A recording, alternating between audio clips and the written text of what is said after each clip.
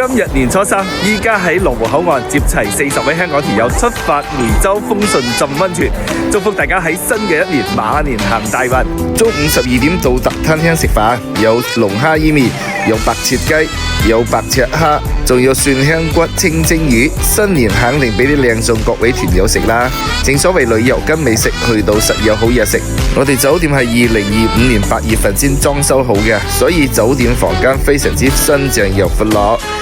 睇上去大方又得體啊！房間所有嘅電器啊，全部都係智能語音控制，非常之先進嘅。酒店嘅康樂設施又非常之多，有2重泡泡池、健身房、乒乓球、桌球室，全部都係免費噶。依家嚟到酒店嘅溫泉區，面前所見嘅大型嘅泳池全部都係熱水嚟噶，仲有大型嘅水療按摩池同埋各種藥用功效嘅溫泉池，大家可以慢慢咁享受一下呢邊嘅溫泉設施。到咗晚黑，如果你想揼骨按摩食宵夜，喺酒店門口右轉啊，行100米左右就會見到好多嘅大排檔食宵夜嘅地方啦。希望呢個溫泉啱你啦。